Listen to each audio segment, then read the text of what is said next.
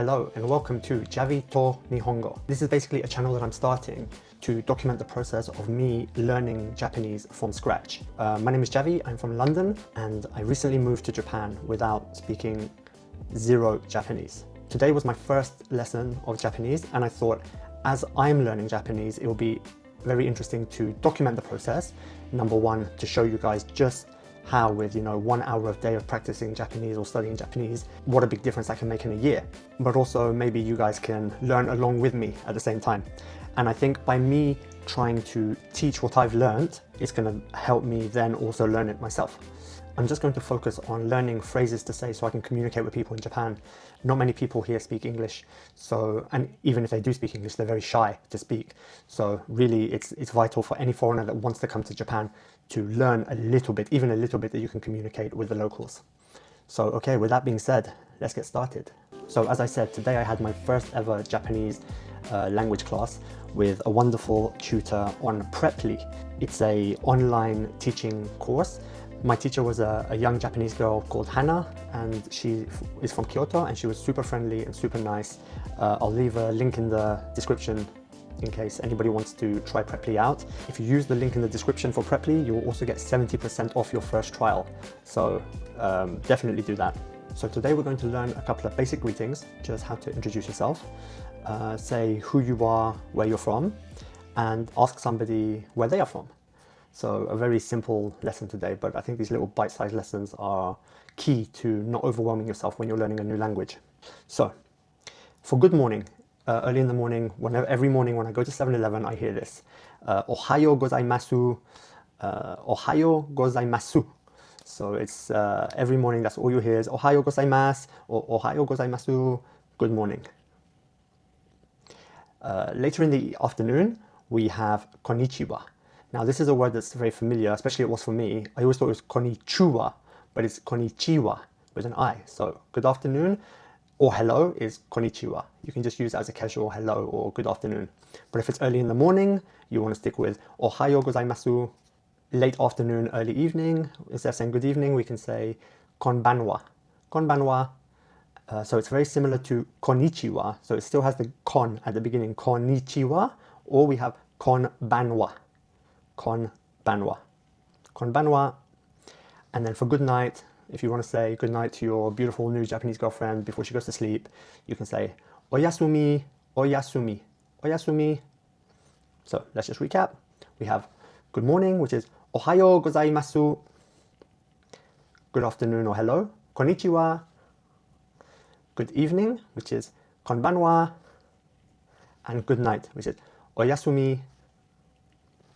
Okay, and then if we want to say nice to meet you, so you might say konnichiwa, so hello, and then the next thing you want to say is nice to meet you, is hajimemashite, hajimemashite, hajimemashite.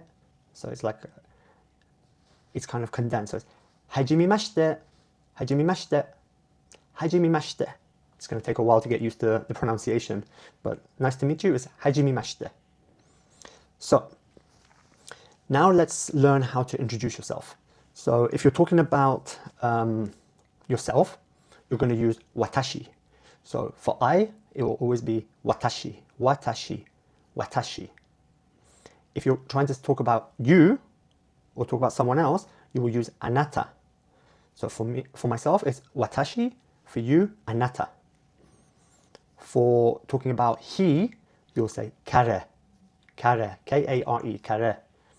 And for talking about she, we will use kanojo. And I think my tutor told me that the J is pronounced like a J and a Y, so it's kanojo, kanojo. So let's recap. We have for I, watashi. For you, anata. For he, kare. And for she, kanojo.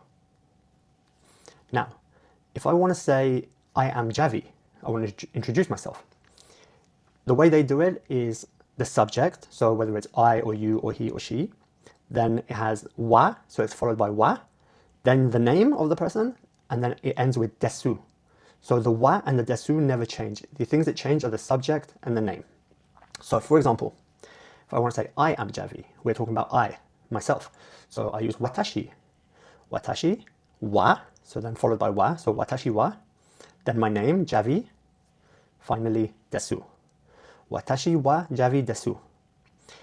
So as you can see, the watashi and the Javi are the only parts that change. The wa and the desu will always remain.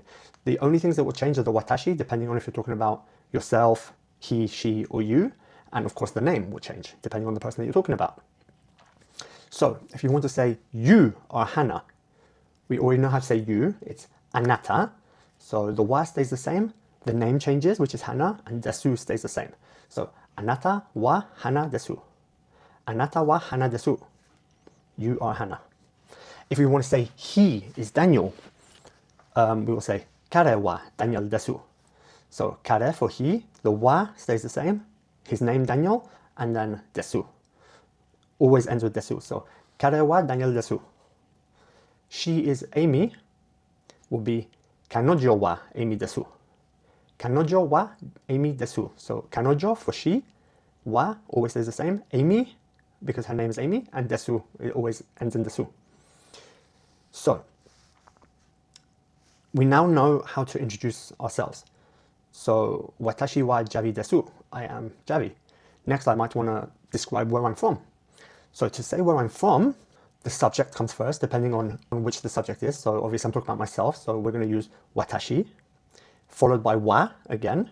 Then we're going to use the place, so either the city or the country that you want to talk about, that you want to say where you're from. And then it's going to end, instead of desu, it's going to end in kara kimashita. So subject, wa, place, kara kimashita. So the wa and the kara kimashita will always remain.